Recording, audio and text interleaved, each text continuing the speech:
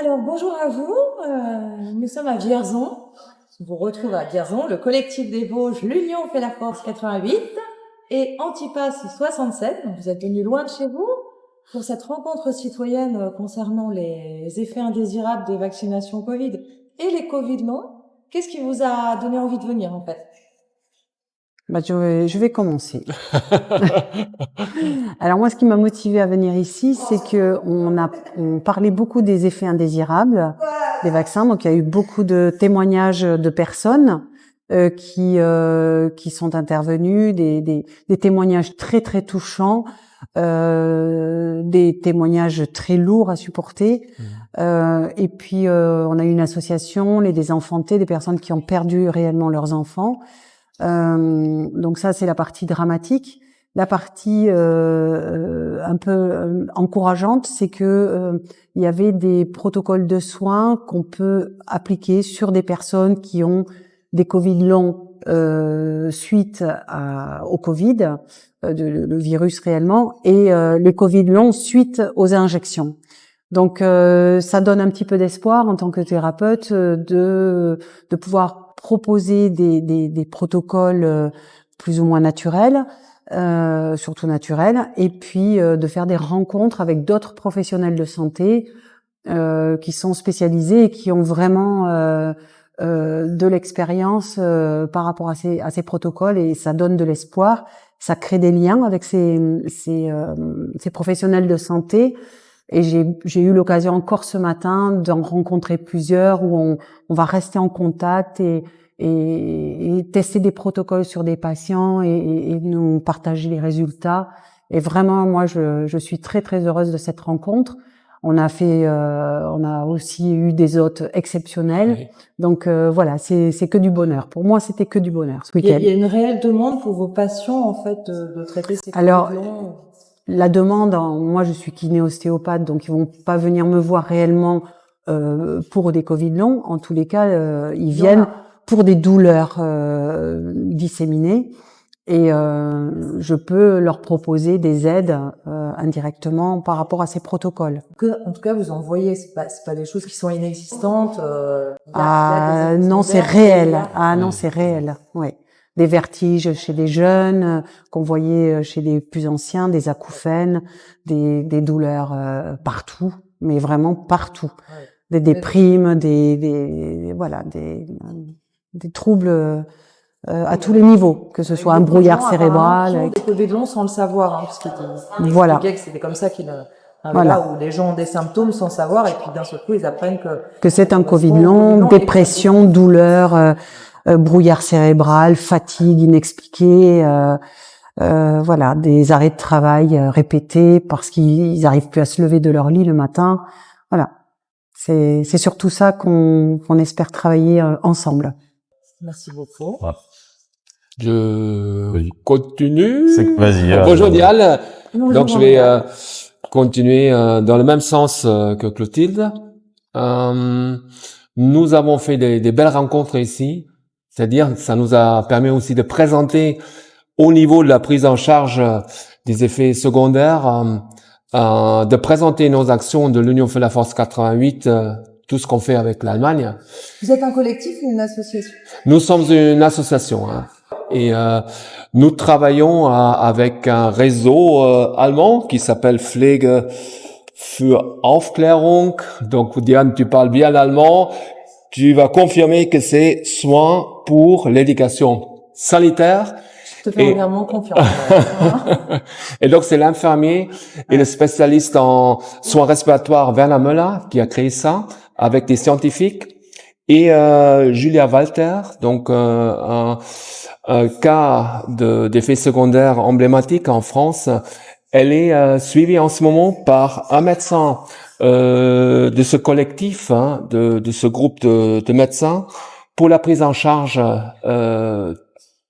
des effets secondaires aussi, de pouvoir avoir un traitement adapté.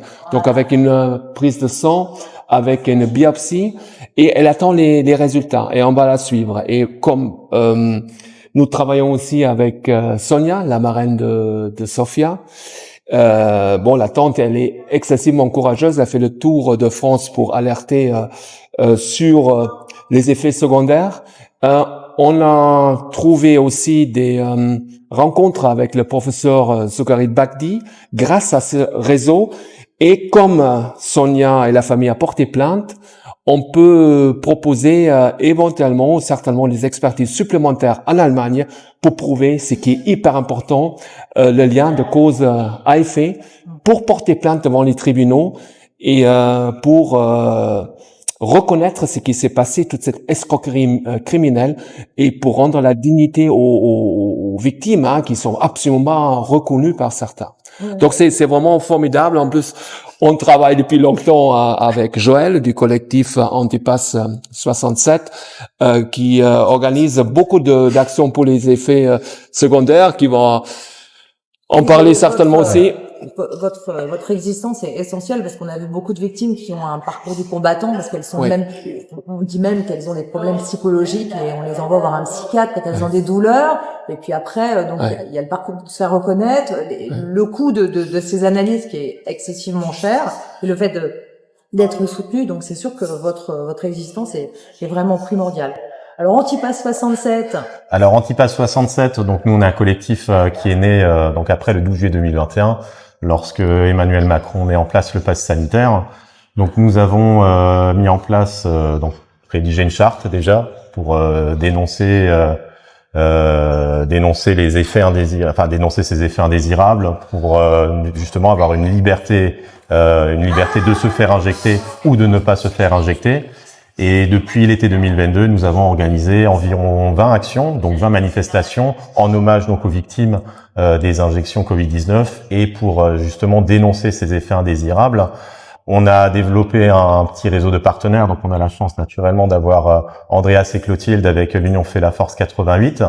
On a eu le collectif Action de Sang Belgique avec Marc Géromeau, qui est venu également 2 fois dans le Bas-Rhin pour parler du décès de sa fille Jennifer suite à une double injection de Pfizer.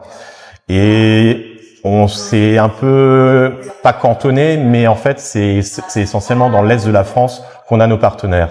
Il y a le collectif Antipass sanitaire de Colmar. Donc là on reste sur l'Alsace. Avec les Vosges on reste également dans l'est. Et ce qui nous intéressait aujourd'hui, moi j'ai connu maintenant Mathieu Dubois, le président de l'association à victimes. J'ai rencontré Dominique Bodino des Désenfantés. Dominique que je connaissais juste à travers l'écran, vu que lui il habite en Corse, c'est le papa de Karine Bodino, qui est décédée. Elle a eu 3 injections de Moderna. Elle est injectée par la suite. Donc nous, notre objectif, c'était vraiment de créer du lien. Et on a la chance, par exemple, que l'association à victimes de Mathieu Dubois fera prochainement un déplacement, on l'espère, dans le Bas-Rhin. Voilà, et donc ils pourront également apporter leur témoignage. Donc on a le témoignage quand même très poignant du papa de Mélanie Maupas, Mélanie Maupas, qui est atteinte de la maladie de Charcot. Voilà, son papa nous a dit clairement hier, elle ne sait pas combien d'années ou même en termes de mois, combien il lui reste de temps à sa fille de vivre. Donc comment on peut c'est terrible terrible. Même pour nous hier qui connaissons ces sujets, d'entendre ça, c'est extrêmement poignant. De voir Mélanie en vrai, elle était à côté de moi, c'est extrêmement bouleversant. Et quand je vois la dignité de son papa et la force que ces gens réussissent à nous transmettre, en fait, on ne peut pas lâcher ce qu'on fait. Oui, tout à fait. Et même si on est des fois un petit peu dans le dur parce que on aimerait être plus nombreux à organiser ce genre d'événement, on voit tout ce qui se passe au plan national et aujourd'hui du point de vue même francophone, où chez les Allemands, il y a des Italiens qui sont là aujourd'hui. On voit toute la force qu'il y a autour des pays, autour de la France, et cette force au niveau national avec Mathieu Dubois. Quand je vois les actions qu'ils font dans l'Allier, je trouve ça merveilleux. Et Mathieu est également quelqu'un qui souffre d'effets indésirables suite à une injection. Et donc je me dis juste, on ne lâchera pas, on continuera. Et la force qu'on a réussi à créer au niveau local, on commence maintenant à la développer au niveau national, voire même là maintenant international. Et c'est un événement qui pour moi me tient m'a bouleversé, tout, et ça me tient vraiment à cœur. Je suis super heureux du week-end que je viens de passer. Ok, bah c'est vrai qu'à Vierzon, on est au centre de la France. Hein. On avait des gens du Grand Est, du Sud, de Saint-Nazaire, de Bordeaux. En fait, c'est un emplacement presque idéal. Merci beaucoup à Vierzon. Eh ben écoutez, merci beaucoup tous ces contacts. Vous nous redirez comment vous avancez les uns et les autres. Merci Diane. Merci, Merci Diane. Merci les dépêches aux citoyennes. citoyennes. Merci les dépêches citoyennes.